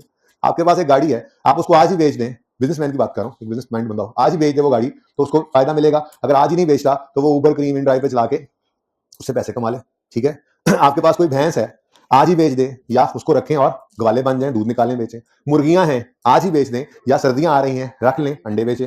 तो कोई भी एसेट है वो आपको किसी भी वक्त पे खड़े होकर दो तरह के फायदे दे सकता है। इसी तरह से मुर्गियों की तरह से हुज़ैफा की बस है। ठीक है, हुज़ैफा की बस भी 31 नंबर 16 पे खड़े होकर उसको दो तरह से फायदा दे सकती है। अगर वो आज ही इसको बाजार में बेच दे या उसको अगले बाकी 3 साल, सोचा क्या था 5 साल बाद बदल के बस नहीं ले लेगा, तो 3 साल रहते हैं, तो या तो आज बेच दे या अगले 3 साल इस्तेमाल करके बेचे। अगर आज बेचता है तो क्या मिलेगा? On 31 number 16 a competitor came, गोंदल त्यारा केम। ठीक है, if Huzaifa sells this asset today, today मतलब वो सवाल चूंकि वैसे ही बन रहा था ना, तो इसलिए वरना यहां लिखना चाहिए if Huzaifa sells asset on 31 number 16। ठीक है ना, if Huzaifa sells this asset today following cash flows are relevant. Fair value 320 मिलेगी इसको बस की, लेकिन कॉस्ट टू सेल क्या है? 30। ये वही डिस्पोजल कॉस्ट है जो बताया था आपको। अगर एसी यहां बेचे या ठोकर ने आज बेग ले जाकर बेचे तो वहां ले जाने तक का खर्चा डिस्पोजल कॉस्ट है, हमने उसको सेल प्रोसीड में से नेट किया था, याद आ रहा है? ये वही चीज है, तकरीबन वही चीज है। अगर आज ये बस को बेचने जाता है तो हो सकता है इसको किसी को कमीशन देना पड़े। ठीक है, या हो सकता है कि वो कोर्ट में ना बिक रही हो, उसको जो है वो इस बस को ले जाकर बेचना पड़े जो है वो पिशावर। ठीक है, तो पिशावर ले जाने का जो वो डीजल पेट्रोल टोल वगैरह ये खर्चे जो हैं ये एक डिस्पोजल कॉस्ट है। तो वो कॉस्ट जो डिस्पोजल की वजह से पड़ती हैं उनको कहा जाता है कॉस्ट टू सेल। ठीक है, तो नेट में अगर आज बेच दे तो नेट में 320 नहीं मिलने, नेट में इसको 320 माइनस 30 290 मिलेगा। ये क्या चीज होती है जी? ये होती है fair value less cost to sell. यानी अगर ये क्या है? अगर आज बेच दे, अगर आज बेच दे तो ये फायदा आएगा। ठीक है, लेकिन ये भी कौन चौधरी हो तुम लोग? ये भी शाजी है। इन्होंने कहा ऐसे कैसे हो सकता है कि कोई गोंदल या कोई जो है वो चौधरी आए, कोई गुजर आए और जो है वो मुझे मेरे इस रूट से हटाए? नहीं, मैंने तो फैसला कर लिया है कि किराया आए ना आए बस तो चलेगी। ठीक है, तो मुकाबला आ गया। ये डिसीजन भी हो सकता है, ये कहे कि नहीं जी मैं इस्तेमाल करूंगा। ठीक है, तो अगर अगले 3 साल इस्तेमाल करें, अगले 3 साल इस्तेमाल करें तो ये फायदा आएगा। क्या फायदा आएगा? 3 साल बस रूट पे चलेगी, एनुअल कैश इनफ्लोज आएंगे। पिछली क्लास में इनफ्लो इन लिखना भूल गया था, इनफ्लोज आएंगे, किराया वगैरह। एनुअल आउटफ्लोज होंगे, डीजल वगैरह, टोल वगैरह, रिपेयर वगैरह, ये ड्राइवर की, कंडक्टर की तनख्वाहें वगैरह, ये सब खर्चे जो हैं, ये खर्चे बस मैंने एक ही लिख दिया आउटफ्लो। तो एनुअल कर लिया हमने। ठीक है ना, कि हर रोज किराया आएंगे, हर रोज खर्चे भी होंगे। एनुअली एक एस्टिमेट फिगर है, एस्टिमेट लगा रहे हैं ना बैठ के हम। ठीक है, अगर अगले 3 साल इस्तेमाल करें तो एनुअल कैश इनफ्लोज है 195 के, लेकिन इनको कमाने के लिए एनुअल आउटफ्लोज नहीं। ठीक है, एनुअल कैश आउटफ्लोज, ये भी कैश आउटफ्लोज है, कैश आउटफ्लोज। ठीक है जी, ओके नेक्स्ट। लेकिन एक बात है, जब ये 3 साल चलाने के बाद तीसरे साल के एंड पे ले जाएगा तो उस दिन भी तो बेच सकता है कि नहीं? माना कि आज बेचे तो 320 का बिकेगा, लेकिन 3 साल बाद भी 135 रुपए मिल जाएंगे इसके। ठीक है, हाँ, चाहे कबाड़िए को भी दे देगा, कुछ पैसे तो आ ही जाते हैं। ठीक है ना, तो 3 साल मजीद चलने के बाद भी बिक तो जाने ही है इसने। आज बेच दे तो ये पैसे, अगर 3 साल इस्तेमाल, समझ आ रही है? अगर 3 साल इस्तेमाल करे तो इस्तेमाल करने से हर साल इतने इतने कैश फ्लो आएंगे और तीसरे साल के एंड पे ये फिर भी मिल जाना है। थोड़ा कम जाहिर सी बात है हो जाएगा, या आज जो हालत है बस की 3 साल बाद वो हालत तो नहीं रहनी। ठीक है, अब ये सिचुएशन है हमारे सामने। ठीक है, रिक्वायरमेंट मैं बाद में लिखता हूं, पहले सवाल हल करते हैं, रिक्वायरमेंट बाद में लिख लेंगे। ठीक है, अब ये सिचुएशन है, ये खड़ा है हुज़ैफा कहां? 31 नंबर 16 के, पिछली क्लास में वो हारिस 31 16 के ऊपर खड़ा, करिए पीछे खड़ा। ठीक है, तो 31 नंबर 16 पर खड़ा है हुज़ैफा और इस दिन अब इसने ये डिसीजन करना है कि ये एसेट इसको उतना फायदा देगा जितना ये सोच रहा था या नहीं। वैसे तो इसको ये लग रहा था ना कि 360 तो रिकवर हो ही जाएंगे, इससे ऊपर तो कुछ फायदा ही आएगा। एसेट के लिए नॉर्मली क्या हम सोचते हैं, बस खरीदी है, अब अज्यूम क्या करते हैं कि यार कम से कम ये कॉस्ट भी रिकवर हो जाएगी जितने की खरीद, और कुछ ऊपर प्रॉफिट्स भी आ जाएंगे फ्यूचर में बस से आगे। ठीक है, लेकिन कम से कम ये कॉस्ट तो रिकवर होनी ही चाहिए। अब ये देखना है, शक ये पड़ गया हमें कि ये ना हो कि सवारियां इतनी कम हो जाएं कि हमारे पास कोई आए ही ना और हमें ये फायदे नसीब ही ना हो। ठीक है, चले अब बहरहाल हमने कैलकुलेशन किया करनी है। ठीक है, और इस कैलकुलेशन का नाम होता है जी इंपेयरमेंट टेस्टिंग। क्या नाम होता है जी? Impairment test. ये एंड वाला नजर आ रहा है? तो मैं बोल रहा हूं ना, सुन लो, अगर नजर नहीं आ रहा तो। अगर कुछ नजर ना आए तो मेरे बोलने से सुन लिया करो। ठीक है जी, इंपेयरमेंट टेस्ट। इससे असल में नीचे काफी कुछ करना होता है ना, ये इतना बड़ा इंपेयरमेंट लिख दो फिर चले कुछ ना करना। इंपेयरमेंट टेस्ट, इंपेयरमेंट टेस्ट से अपने एसेट को गुजारेंगे। 31 नंबर 16 पे खड़े होकर हुज़ैफा अपने एसेट को का शुगर का टेस्ट कराएंगे, ब्लड प्रेशर का टेस्ट कराएंगे, नहीं इंपेयरमेंट का टेस्ट। एसेट है इसका इंपेयरमेंट टेस्ट कराने लगे। ठीक है, अब इंपेयरमेंट टेस्टिंग में सबसे पहली चीज जो हम निकाल लिया करते हैं वो होती है बुक वैल्यू ऑफ एसेट। ये तो सबसे आसान काम है, ये तो हमारे हाथ में होती है। ठीक है। बुक वैल्यू कैसे निकला करती है? Cost minus accumulated depreciation. ठीक है, तो ये टाइमलाइन थोड़ी हमने परिचय में बनानी हो, टाइमलाइन तो हम नहीं बना रहे होते, इसलिए मैं वो बता रहा हूं काम पे जो हम करेंगे। हम ऐसे कॉस्ट कितनी है? Cost 600 minus depreciation of 1 year 600 बटा 5, कितने साल गुजर गए? 2 गुजर गए, तो ये आंसर डायरेक्ट निकाल देगा आपको 307। ये क्या है जी? Book value. तो 31 दिसंबर 2016 पे खड़े होकर ये किसने है जी? एज ऑन 31 दिसंबर 16। ठीक है, 31 दिसंबर 16 पे खड़े होकर ये बिल्डिंग, ये हमारी बस की बुक वैल्यू आ गई। ठीक है जी। अच्छा, अब अगला स्टेप क्या है उस चीज का नाम मैं थोड़ी देर में बताऊंगा। ठीक है, लेकिन सिचुएशन क्या है सामने? कंपेटिटर आ गया है 31 दिसंबर 16 पर, और हमने अपने एसेट को इंपेयरमेंट टेस्ट से गुजारना है। इंपेयरमेंट टेस्ट में हमने क्या करना होता है ये बाद में बताऊंगा। एक चीज पहले कैलकुलेट कर ले। ठीक है, वो चीज क्या है? मैंने जो बात आपके साथ की कि कोई भी एसेट हमें किसी भी वक्त दो तरह का फायदा देने के लिए तैयार है। अगर आज ही बेच दें तो fair value less cost to sell मिलेगी, और अगर इस्तेमाल करके बेचें तो फिर 3 साल इस्तेमाल होने से भी कैश इनफ्लो आउटफ्लो आएंगे, और तीसरे साल के एंड पे सेल प्रोसीड्स भी आएंगे। ठीक है, तो सबसे पहली चीज, अगर हम एसेट को आज ही बेच दें तो हमें क्या मिलेगा जी? Fair value less cost to sell. मैंने सीटीएस लिख दिया। ठीक है, कॉस्ट टू सेल में क्या कुछ आ सकता है, ये डिस्कशन इंशाल्लाह हमारी होगी। थ्योरेटिकल बातें हमने करनी है इंशाल्लाह, आने वाले दिन में करेंगे। फिलहाल जरा बेस तो बना लें स्टैंडर्ड की। ठीक है, अब कितनी फेयर वैल्यू है जी? 320, लेकिन नेट में इसको 290 ही मिलना है। ठीक है जी, लेकिन अगर ज़ैफा ये फैसला करता है कि जी हम तो इसको यूज करेंगे, ठीक है, तो अगले 3 साल ये एसेट मजीद चलेगा। 3 साल, हाँ, बरकत तो वैसे ही वक्त में खत्म होती जा रही है, तो छोटे छोटे। ठीक है जी, तो ये हमारे 3 साल मजीद इस एसेट में चलेगा। अब ये एसेट अगले 3 साल चलेगा, तो चलने से ठीक है, थोड़ा सा शॉर्ट कर लें, बल्कि रहने दें, ठीक है, आने दें। 300 साल में 3 साल चलेगा। कौन कौन से साल? ये कौन सा साल था? 15, 16 ये गुजर गया था, 17, 18, 19 ये गुजरने हैं, हम यहाँ पे मौजूद हैं। ठीक है, अगर ब्लू मार्कर बच्चे कहते हैं नजर नहीं आता, चले ब्लैक यूज करता हूँ। अगर हम इस एसेट को यूज करेंगे तो 17 के साल में कितने इनफ्लोज देगा और आउटफ्लोज देखें। 17 के पूरे साल में ये नहीं किराया साल के एंड पे इकट्ठा आना होता है, लेकिन for the purpose of decision making हम सारे कैश फ्लोज को साल के शुरू या एंड पे ले आते होते हैं। वैसे आपके लेवल में हमेशा साल के एंड पे होंगे। सवाल चुप हो चाहे सवाल खुद बता दे। हाँ, जब आप फाइनल में जाओगे बीएफडी के अंदर, तो उसके अंदर आप जब इन्वेस्टमेंट अप्रेजल वगैरह करोगे तो वहां पे फिर आपको कभी कैश फ्लोज को स्टार्ट में कभी एंड पे लाना पड़ता है, वही की बात है। फिलहाल यहाँ पे कोई ऐसा मसला नहीं होने वाला। आप 17 के सारे कैश फ्लोज को लेकर आओगे 17 के एंड पे। ठीक है, 17 के साल में पूरा साल बस चले तो कितने कैश इनफ्लोज होंगे? 195। हमने कहा जी 195 का इनफ्लो होगा जी 195। उसके बाद आउटफ्लो भी होगा, बिल्कुल जी। अच्छा, हर साल कितना कितना इनफ्लो है पहले ये तो बता दो। 195, 195 और 1। ये एंड पर ले आए 31 दिसंबर 2017 के, ये 31 दिसंबर 2018 के, ये 31 दिसंबर 2019 के एंड पे ले आए। ठीक है, लेकिन इन इनफ्लोज को कमाने के लिए एनुअली कुछ आउटफ्लोज भी हो रहे हैं। वो कितने हैं जी? 70, 70, 70। और नेट अगर कर दें तो कोई जरूरत नहीं थी, लेकिन चलें ना, ऐसे टाइमलाइन पर्चे में हमने बनानी है, तो बस अब चीजें सीख रहे हैं ना। पहली बार तो एक एक चीज को तोड़ फोड़ कर करना सीख रहे हैं जी। तो नेट में क्या इनफ्लो है या आउटफ्लो? नेट में इनफ्लो है कितना? 125, 125, 125। लेकिन तीसरे साल के एंड पे कुछ और भी मिलेगा। Sale proceeds at the end of third years at the end of usual life. ठीक है, वो कितने हैं जी? 135। तो सेल प्रोसीड भी लिख लो। बस फर्क ये है कि ये सेल प्रोसीड्स एंड पे आएगी, और इसकी कॉस्ट टू सेल या डिस्पोजल कॉस्ट जो भी लिखना है वो लिख लो। कॉस्ट टू सेल लिखा हुआ है, कॉस्ट लिख लो 40 रुपए, और ये 95 भी हमें नेट में मिल जाएगा। ठीक हो गया जी? समझ आ रही है? यानी अगर हम इस बस को इस रूट पे चलने दें तो 125, 125, 125 और 95 टोटल कितना बनता है?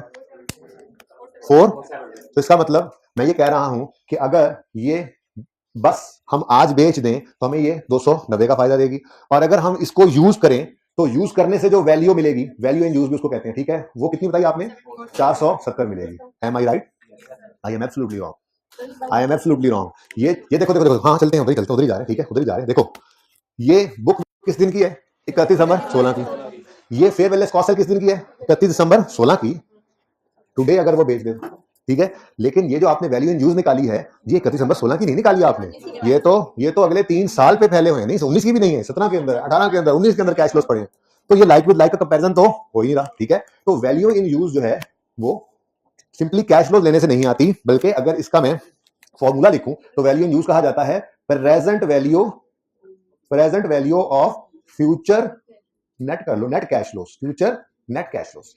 ठीक है, और ये प्रेजेंट वैल्यू हमें किस दिन चाहिए होती है? ये प्रेजेंट वैल्यू हमें चाहिए होती है एज ऑन 31 दिसंबर 16। ठीक है, एज ऑन 31 दिसंबर 16। ठीक है, ये फेयर वैल्यू कॉस्ट सेल भी किस दिन पड़ी हुई है?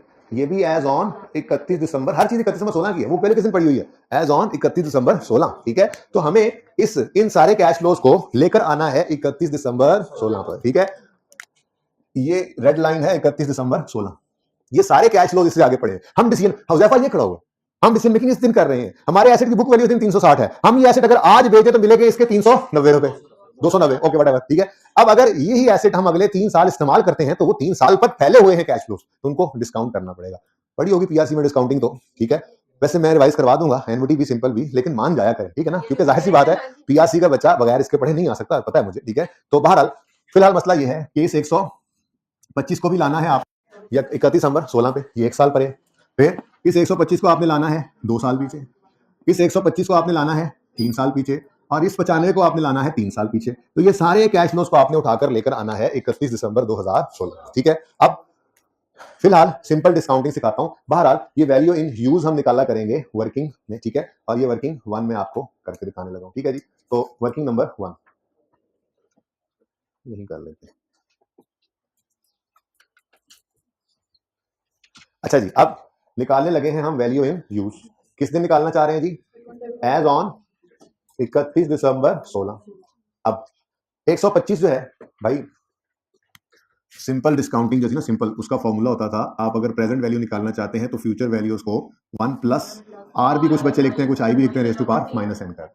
ये सिंपल डिस्काउंटिंग है। एनयूटी का फॉर्मूला देखते हैं, टाइम बचा तो वो भी रिवाइज करा दूंगा, यहाँ लग सकता है, वो कब लगता है, वो क्या होता है, वो बता दूंगा। फिलहाल सिंपल डिस्काउंटिंग से काम चलाते हैं। ठीक है, तो 125, ये वाला जो 125 है, इसको कितने साल पीछे लाना है? अच्छा, अब ये देखना जरा, रेट ऑफ ये इंटरेस्ट रेट जो है, डिस्काउंट रेट जो है, वो सवाल में दे दिया गया है कितना? 15%, कुछ भी हो सकता था। ठीक है, अब अगर 15% है तो मैंने 1 प्लस आई करना है, तो 1 प्लस 15%, जिसको हम यूं भी लिख सकते हैं 1 प्लस 15 या 1.15। ठीक है, तो ये मैं 1.15 लिखूंगा तो मसला तो नहीं होगा। 1.15 कैसे लिखते हैं, समझ आ गई? चलिए जी, तो 125 जो है, ये मोहतरम को आप बुलाएं वापस। हाँ भाई आ जाओ जरा। 1.15 कितने साल वापस आओ? 1 साल। सारों को इकट्ठा करते हैं। इस 125 को कितने साल वापस बुलाना है? 1 और 2 साल वापस बुलाना है। ठीक है, तो 125 इंटू 1, सबसे मुश्किल काम यही है बस, और कुछ भी नहीं है इसमें। 1 मिनट बीच में ना रोका करो भाई। प्लस इस 125 को कितने साल वापस लाने?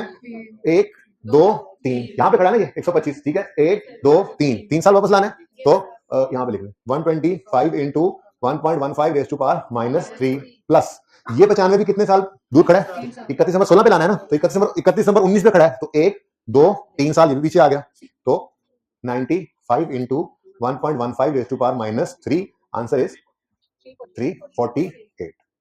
अगर एसिड को इस्तेमाल करें तो उससे जितने कैश फ्लो इस एसिड की लाइफ में आने हैं, उनकी भी आज की वैल्यू कितनी आ गई? 348। इसको कहते हैं वैल्यू इन यूज। ठीक है जी, फरमाया। अच्छा जी, नेक्स्ट जी, आगे चलते हैं। मेरी बात सुनिए प्लीज प्लीज प्लीज, ऐसे ही रहना सवाल। ठीक है जी, अब हुजैफा इन 2 फिगर्स को देखकर अकलमंदी का मुजाहरा करे तो किसको सिलेक्ट करेगा? हायर को। कोई भी अकलमंद बिजनेसमैन क्या कहेगा, अगर एक एसेट उसको चलकर फायदा दे 348 का, अब तुम अकलमंद हो, अगर कुछ और सोचो तो, मैं अकलमंद की बात कर रहा हूं। ठीक है जी, कोई भी एसेट अगर आपको अभी बिक कर 290 का फायदा दे रहा है और आप उसको अगर इस्तेमाल करते हो, उससे आपको 348 का फायदा देता है, तो आप बीइंग प्रूडेंट बिजनेसमैन क्या फैसला करोगे? हायर की तरफ जाओगे। ठीक है, तो इन दोनों में से जो हायर है, स्टैंडर्ड ने उसको नाम दिया हुआ है रिकवरेबल अमाउंट। ये हमने रिकवरेबल अमाउंट निकाली बेसिकली। रिकवरेबल अमाउंट क्या होती है? स्टेप 2 में हम रिकवरेबल अमाउंट निकाला करेंगे। रिकवरेबल अमाउंट क्या होती है जी? Recoverable amount is higher of number 1 fair value less cost to sell, और नंबर 2 वैल्यू इन यूज। तो इन दोनों में से क्या हायर है? 348। तो 348 को रिकवरेबल अमाउंट हमने कह दिया। ये बात समझ आई? रिकवरेबल अमाउंट क्या होती है? Higher of fair value less cost to sell और वैल्यू इन यूज। फिलहाल इसको फिर मैं छुपा रहा हूँ, ठीक है? तो हमने क्या निकालना सीखा जी आज? Recoverable amount. रिकवरेबल अमाउंट कैसे निकलती है? वही पुराना सवाल कि एसेट आपको क्या क्या फायदा दे सकता है किसी भी दिन खड़े होकर। वो बिक के फायदा दे सकता है या इस्तेमाल से। बिक के तो फायदे के कैश फ्लो आज के दिन ही खड़े हैं, लेकिन इस्तेमाल वाले कैश फ्लो जो हैं वो पहले होते हैं, उसकी रिमेनिंग लाइफ में उनको खींच के वापस लाते हैं और डिसीजन मेकिंग वाले दिन लाके खड़ा करते हैं जिस दिन इंपेयरमेंट टेस्ट लगा रहे हैं एसेट, ठीक है? अब हम ये कह रहे हैं अगर एसेट बेच दें तो 290 का फायदा और अगर इस्तेमाल करें 348 का, तो हायर क्या है? स्टैंडर्ड ने कहा ये है रिकवरेबल अमाउंट। क्या है? मैक्सिमम एसेट से क्या रिकवर कर सकते हैं हम, जितना मर्जी जोर लगा लें, कितना फायदा उठा सकते हैं? 348 का। बात समझ आइए ना? इसलिए तो क्या करें, ये मैक्सिमम रिकवरी औकात, ये एसेट की मैक्सिमम औकात है। आपकी बस की मैक्सिमम औकात क्या है? 348। इससे ज्यादा की औकात है ही नहीं इसकी। मैक्सिमम जो मर्जी कर लो, ये बस कितना फायदा देने जा रही है हमें? 348 का, ठीक है? ये क्या बन गई? Recoverable amount. यहां तक को मसला। अब आता है अगला मसला, असल मसला। आपकी किताबों में एक एसेट नजर आ रहा है 360। आप कह रहे हैं ये बस 360 की है, जबकि टेस्ट इंपेयरमेंट टेस्ट लगने के बाद हमें क्या पता लगा है कि ये एसेट हो सकता है ना, हो सकता है कि ये पहले 295 300 के कैश फ्लो आने हो, वो किराए कम हो गए हैं ना, किराए कम हुए तो वैल्यू इन यूज कम हुई तो टेंशन पड़ी। बहरहाल आप ये कह रहे हैं कि आपका एक एसेट किताबों में 360 पे पड़ा है, जबकि मैक्सिमम इससे जो फायदा रिकवर होना है फ्यूचर में, जो मर्जी कर लो, वो कितना है? 348 का। तो इसका मतलब आपका एसेट औकात से बाहर है, ठीक है? आपका एसेट किताबों में जितने पे नजर आ रहा है, ये यूजर को धोखा दे रहे हैं। आपका एसेट फ्यूचर में 360 रिकवर कर ही नहीं रहा, यानी फ्यूचर में आपको क्या होने जा रहा है? लॉस है। सीधी सी बात है भाई, आपने एक एसेट खरीदा, बिजनेस में लगाया, उस एसेट ने अपनी कॉस्ट रिकवर नहीं की, तो क्या है? लॉस ही है ना। अब ये एसेट फ्यूचर में आपको लॉस देता हुआ नजर आ रहा है, तो प्रूडेंस कॉन्सेप्ट क्या कहता था? फ्यूचर के लॉस को तो आज ही रिकॉर्ड कर लो। तो अगर हमारे एसेट की बुक वैल्यू ज्यादा हो रिकवरेबल अमाउंट से, तो हम कहते हैं लो जी एसेट इंपेयर हो गया है। एसेट क्या हो गया जी? इंपेयर हो गया है। तो स्टेप 3 में हम इंपेयरमेंट लॉस निकालते हैं, ठीक है जी? इंपेयरमेंट लॉस जी, और वो 12 आया है, ठीक है? ये बात समझ आई? ये बात समझ आई है? इंपेयरमेंट लॉस क्यों आया? इंपेयरमेंट लॉस क्या है? इंपेयरमेंट लॉस हम कह रहे हैं कि जितना एसेट हमारा अपनी औकात से बाहर हुआ था, उसको औकात में वापस ले आए। कितना लॉस रिकॉर्ड करें, उसकी एंट्री तो सिखाता हूं ना अभी लॉस रिकॉर्ड कितना करना है जी? 12 क्या है इंपेयरमेंट लॉस? कैसे पता चला? एसेट की किताबों में वैल्यू 360 है, पर मैक्सिमम रिकवरी कितनी है? 348। तो 12 रुपए से इसको क्या कर लो कम। यहां तक को मसला। अब अगली सबसे अहम बात, ये जो 12 रुपए का लॉस आया है, इस लॉस की जर्नल एंट्री क्या है? बहुत इंपॉर्टेंट, जरा ध्यान से देख लें। बहुत मुश्किल एंट्री है, बड़े ध्यान से सुनिए। बल्कि पहले छोड़ें, मुश्किल एंट्री को छोड़ें, पहले मुझे बताएं डेप्रिसिएशन की एंट्री आती है आप लोगों को? अच्छा बताएं क्या होती है? Depreciation expense debit, accumulated depreciation credit, ये एंट्री होती है। अब डेप्रिसिएशन का नाम हटा के इंपेयरमेंट लॉस लगा दें, आपकी एंट्री हो गई। इतनी मुश्किल एंट्री है। हाँ देखो, इंपेयरमेंट लॉस डेबिट, ये इंपॉर्टेंट नहीं है, इंपेयरमेंट है। Impairment loss debit accumulated impairment loss. Impairment loss is an expense, expense लिखना तो लिख लो, जरूरत नहीं है। बातें क्यों कर रहे हो यार? लॉस का मतलब एक्सपेंस ही होता है, तो लिखने की जरूरत तो नहीं है। लिखना चाहे कोई तो लिख भी सकता है। दोबारा बड़ा करके लिखें जी। तो क्या एंट्री है जरा बोल दें? इंपेयरमेंट लॉस डेबिट और अक्यूमुलेटेड इंपेयरमेंट लॉस क्रेडिट 12 रुपए से। लो जी, ये इंपेयरमेंट लॉस की एंट्री आ गई। कितनी मुश्किल थी ना? देखो पसीना निकल गया मेरे ये एंट्री करते हुए। बस फर्क है, इंशाल्लाह कल मजीद एलाबोरेट भी करूंगा। फर्क ये है कि डेप्रिसिएशन हर साल आती है। बच्चे ना कल फर्क पूछेंगे, कल ही बताऊंगा इंशाल्लाह। वैसे तो थोड़ी सी बात सुन ले, डेप्रिसिएशन हर साल आती है बगैर यू टॉन्ग के आने के। इंपेयरमेंट ने सिर्फ तब आना है जब यू टॉन्ग ने आना है, ठीक है? अब अगले 3 साल कोई और रिस्क ना आए, कोई इंपेयरमेंट टेस्ट लगाने की जरूरत नहीं। हाँ बात शुक्र याद आ गई अहम। इंपेयरमेंट टेस्ट में हम क्या करते हैं? 2 चीजों को कंपेयर करते हैं। वो 2 चीजें कौन कौन सी हैं? बुक वैल्यू और रिकवरेबल। हम अलग बात है कि रिकवरेबल अमाउंट निकालने के लिए हमें ये इन दोनों में से कोई higher fair value cost sell value जो हायर हो उसको रिकवरेबल अमाउंट निकालते हैं पहले, फिर रिकवरेबल अमाउंट को बुक वैल्यू से कंपेयर करते हैं। तो बुक वैल्यू अगर ज्यादा है, रिकवरेबल अमाउंट कम है, तो हम कहेंगे एसेट औकात में बाहर है। इसको औकात में लाने के लिए एक एक्सपेंस रिकॉर्ड करें, लॉस रिकॉर्ड करें। सब कुछ समझ आएगा। अभी तो पूरा आधा 20 मिनट पड़े, ठीक है? 25 मिनट सुने, अभी बात होनी है, लेकिन फिलहाल चलने दें इसको। 2-3 ऑप्शन जरा और मुझे डाल लेने फिर, ठीक है? अच्छा ऐसा भी हो सकता था कि मिसाल के तौर पे ये ना 320 पहले लिखा है, वरना असल सवाल में भूलना ना जाओ। ये अगर 380 है, ठीक है? 380 है, यहां पे 380 आ जाएगा, बोलो। और ये कितना बन जाएगा? 300। तो हायर क्या बन जाएगा? 350। लॉस 10 हो जाएगा। हाँ ये तो बात मानने में आती है, तो मसला तो नहीं है। लेकिन मेरा सवाल और है। मेरा सवाल ये है, क्या 31 दिसंबर 16 पे खड़े होकर अगर हमारी fair value less cost to sell 350 आई है और वैल्यू इन यूज 348 आनी है, यानी आज बेचे तो 350 और रोल के 3 साल इस्तेमाल करके फिर बेचे तो 348 का फायदा। तो क्या रिकवरेबल अमाउंट 350 आ गई, लेकिन क्या हुजैफा पे ये लाजिम हो गया है कि अब वो इसको बेच भी देगा? सईदा दिला रही है, ये चाहे नुकसान हो चाहे नफा हो, हम अपना रूट क्यों छोड़े?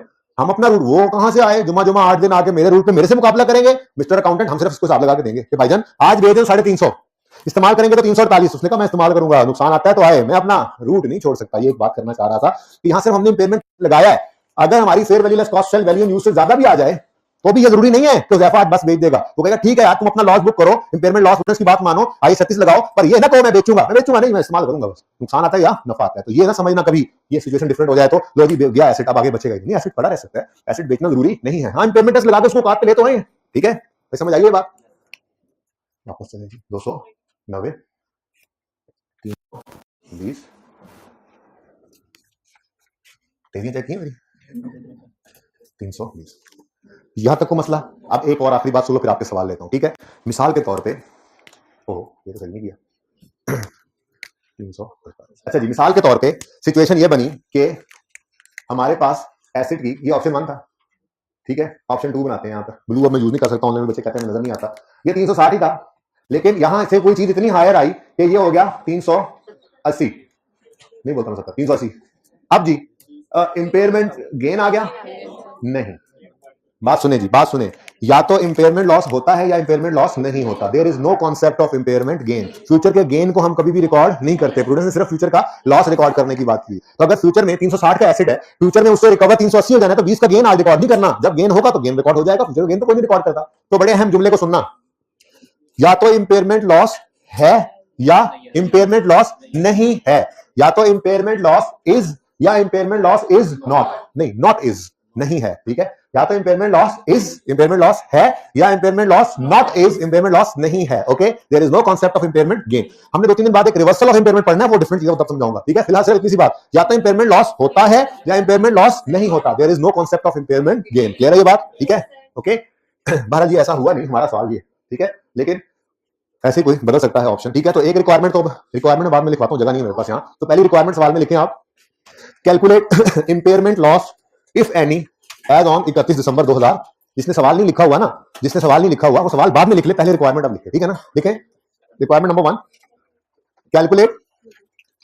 कैलकुलेट इंपेयरमेंट लॉस, ब्रैकेट में लिखें इफ एनी, रजिस्टर किसने छुपाया हुआ दूसरे वाला, मैं यहाँ लिख ही देता हूँ, देखो कंटाल आने तो सुन के लिख दे। ये इसकी रिक्वायरमेंट यहाँ पूरी नहीं आ रही, यहाँ पे required number 1, calculate impairment loss. जरा देखिएगा सब, इफ एनी मतलब इंपेयरमेंट लॉस हो भी सकता है नहीं भी हो सकता ना, टेस्ट लगाते अगर और ये सिचुएशन आ जाती तो इंपेयरमेंट लॉस नॉट इज, तो फिर इफ एनी लिखना जरूरी है। इंपेयरमेंट लॉस हो भी सकता है, इंपेयरमेंट टेस्ट लगाने में जरूरी नहीं है कि लाजमी इंपेयरमेंट होगी भी, सही हो भी सकता है नहीं भी हो सकता। Okay, calculate impairment loss if any as on 31 दिसंबर 2016, ठीक है जी। दूसरी रिक्वायरमेंट है, बल्कि कैलकुलेशन क्या करनी, दूसरी रिक्वायरमेंट डाल देता हूं, note of property plant and equipment, ठीक है जी, फॉर द ईयर एंडेड 31 दिसंबर 2016। अच्छा, बाद में मैंने 17 भी करना है, फिर ये ना कहना कि बताया नहीं, फिलहाल 16 बना रहे हैं, ठीक है। ये 2 रिक्वायरमेंट्स है।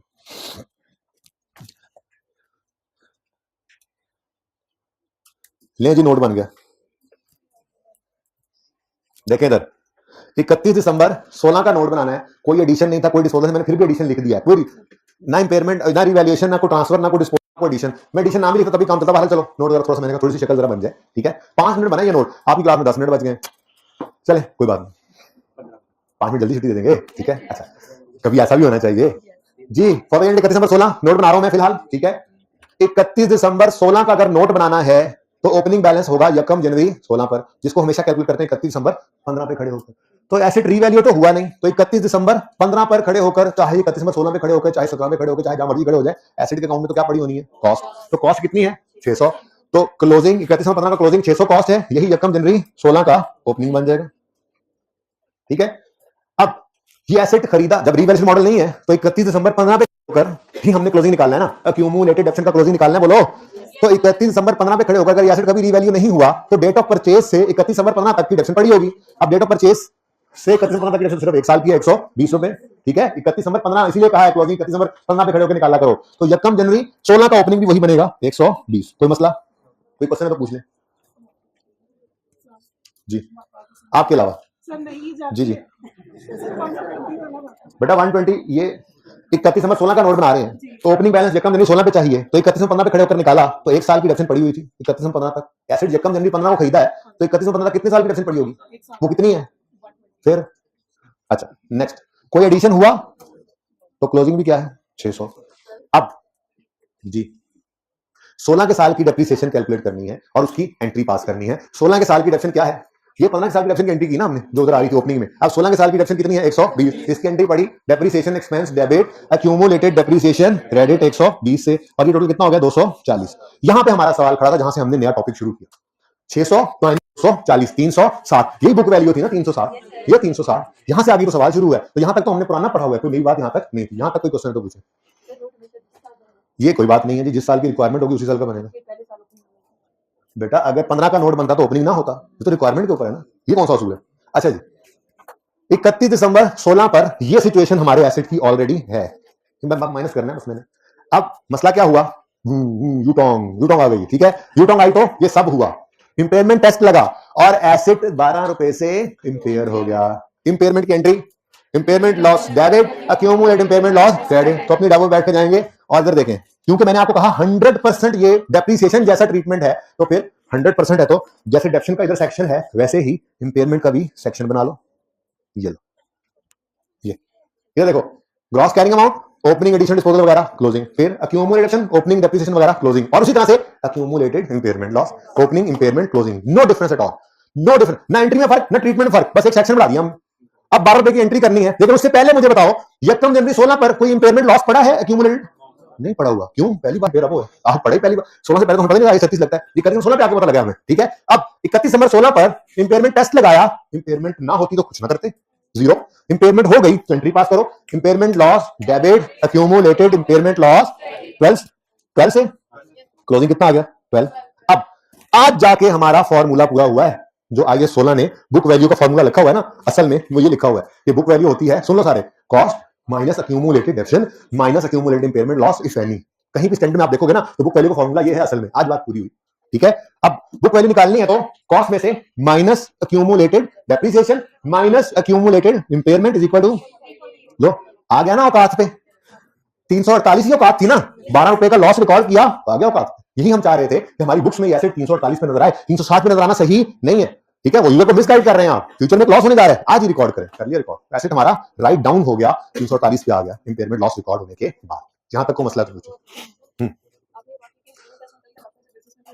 हाँ जी और बताऊंगा, मतलब 6 7 8 पढ़ेंगे हम, कुछ इंटरनल होते हैं कुछ एक्सटर्नल होते हैं, तो पूरी बहस है स्टैंडर्ड की। अभी कहां, अभी तो पहला दिन है, शॉपर में डाल के दे दूं IAS 36, नहीं थोड़ा टाइम लगेगा, ठीक है।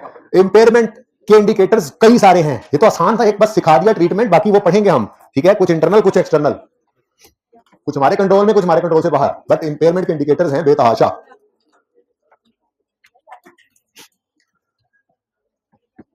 अच्छा जी, नोट की एक ही बात तस्वीर बनाइएगा, अब अगले साल का नोट भी बनाना है हमने। सबसे पहला काम क्या करेंगे, क्लोजिंग बैलेंसेस को ओपनिंग बना लें, ये सारे ही सांप, ठीक है जी जी। अब 31 दिसंबर 17, तो एक साल का क्लोजिंग आपको 1 मिनट में अगले साल का ओपनिंग बन गया बगैर सोचे समझे, 600, फिर 240, फिर 12, डन हो गया।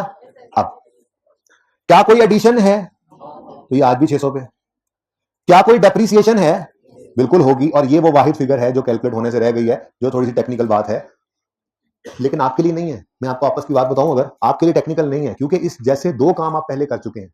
सबसे पहले मैंने आपको चेंज इन एस्टीमेट सिखाया था, मैंने आपको कहा था कि एस्टीमेट चेंज हो जाने के बाद ओरिजिनल कॉस्ट वगैरह रेलेवेंट नहीं रहती, ओरिजिनल लाइफ वगैरह रेलेवेंट नहीं रहती, बल्कि बुक वैल्यू को पकड़ो at the date of change in estimate वाली को, और उसको डिवाइड करो रिमेनिंग लाइफ से, और वो लाइफ भी किस दिन निकालो, at the date of change in estimate. याद आ रहा है कुछ, डेफिनेशन निकल आई थी। फिर हम आगे बढ़े, कुछ दिन बाद हमने रीवैल्यूएशन सीखी, रीवैल्यूएशन में आए तो मैंने फिर आपको वही बात सिखाई कि अगर एसेट रीवैल्यू हो जाए तो original cost original life relevant नहीं रहती, बल्कि आप रीवैल्यूड अमाउंट को रिमेनिंग लाइफ पे डेप्रिशिएट कर लेना। आज भी बिल्कुल वही करने लगे हैं। आज भी क्या हुआ है, आज भी हमारे एसेट में 12 रुपए का लॉस रिकॉर्ड होने से इसकी बुक वैल्यू 348 हो गई है। अब 360 नहीं रही, 348 आ गई है। तो चाहे कॉस्ट 600 पकड़ो चाहे 360 की बुक वैल्यू पकड़ो, अब ये दोनों ही रेलेवेंट नहीं रही हैं। तो यहां पर भी बिल्कुल वैसा ही फॉर्मूला लगेगा जैसे चेंज इन एस्टीमेट में क्या किया था, book value at the date of change in estimate minus revised remaining life. जैसे रीवैल्यूएशन किया था, revalued amount minus revised value divided by remaining life, वैसे ही एक बार अगर एसेट इंपेयर हो जाए तो डेप्रिसिएशन आफ्टर इंपेयरमेंट निकालने के लिए रिवाइज्ड बुक वैल्यू लोगे। कौन सी बुक वैल्यू होगी जी? पुरानी बुक वैल्यू क्या थी जी? 360, और रिवाइज्ड बुक वैल्यू क्या हो गई है? 348। तो ये रिवाइज्ड बुक वैल्यू इंपेयरमेंट हो जाने के बाद अगले साल में जब डिडक्शन निकालने लगोगे तो फिर revised book value minus revised residual value divided by remaining life. और अगेन ये रिमेनिंग लाइफ किस दिन निकालोगे? डेट ऑफ इंपेयरमेंट पे। जैसे एस्टीमेट चेंज होने पर रिमेनिंग लाइफ किसने निकाली थी? चेंज इन एस्टीमेट पे खड़े होकर। जैसे रीवैल्यूएशन होने पर रिमेनिंग लाइफ किसने निकाली थी? रीवैल्यूएशन की डेट पे खड़े होकर। ऐसे ही इंपेयरमेंट के बाद जब डिडक्शन करोगे तो रिमेनिंग लाइफ किसने निकालोगे?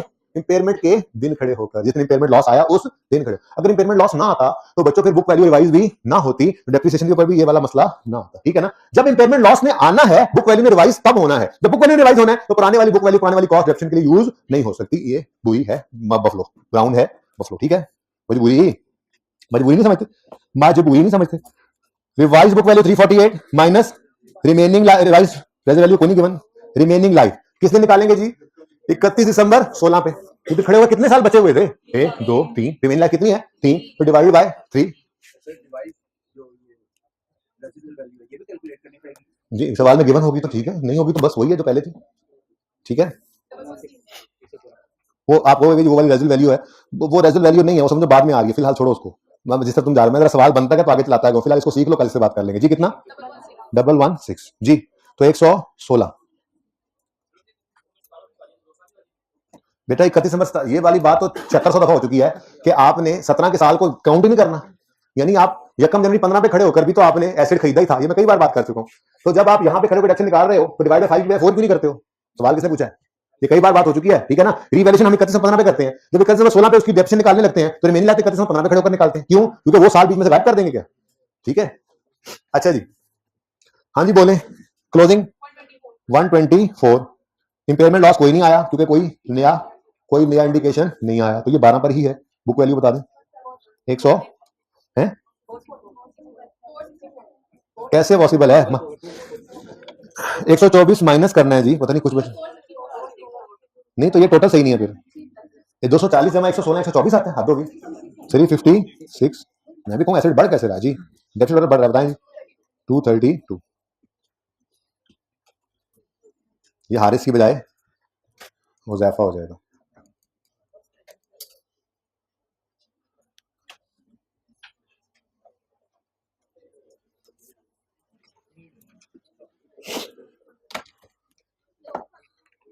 जी अच्छा जी, सुनिए आप,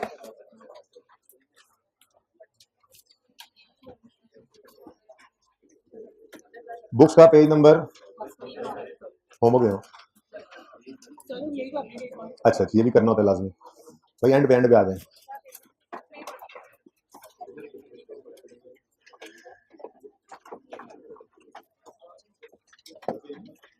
जी अगर तस्वीरें खिंच गई हैं तो जी, ये पेज नंबर 464 है बुक्स का पेज 464 है, सामने देख लें। बुक्स का पेज 464 एंड पे इसमें 2 क्वेश्चन हैं, क्वेश्चन 1 और क्वेश्चन 2। सुने, क्वेश्चन 1 जो है ये पिछली बार इसी तरह से क्लास में लिखा गया था, इसलिए इसमें कुछ चीजें नजर नहीं आ रही तो वो मेरे से सुन लें। जैसे following data relation assets, cost of asset जेकब जनवरी 11 पे है, 100 रुपए, यूजफुल लाइफ 10 साल है। अब यहाँ पर ये जो है ना, यहाँ पर वो वाली लाइन मुझे लिखनी चाहिए थी पिछली बार ना, क्लास में जैसे अभी आपको लिखवाया वैसे ही पिछली बार भी लिखवाया था। तो यहाँ पे क्या हुआ था, अ कंपेटिटर केम, ठीक है ना, अ कंपेटिटर केम, और उसके बाद 31 दिसंबर 16 पे खड़े होकर fair value less cost sell भी निकाल रहे हैं, और 31 दिसंबर 16 पे खड़े होकर रिमेनिंग लाइफ के अंदर ये फ्यूचर कैश फ्लोज भी आ रहे हैं, ठीक है ना। तो ये आपने कहना सवाल में कहाँ लिखा हुआ, उन्होंने लिखा हुआ है तो लिखा हुआ, ठीक है। पेज नंबर भाई 464 पे हम पहुंच गए, पता नहीं तुम कौन से सफे पे हो। No it's not okay, okay. जी। Question number 2 simple impairment loss निकालना है, आसान सवाल है। क्वेश्चन 1 के अंदर आपने इंपेयरमेंट लॉस भी निकालना है 17 का, पीपीई का नोट भी निकाल बनाना है 17 का, और डेप्रिसिएशन एक्सपेंस 18 का निकालना है, बल्कि पीपीई का नोट भी 17 और 18 दोनों ही कर लें आप। ठीक है जी, डन, सही है। तो पेज 464 पे क्वेश्चन नंबर 1 और 2 ये दोनों होमवर्क में है, जिंदगी रही तो कल होगी मुलाकात। अल्लाह हाफिज।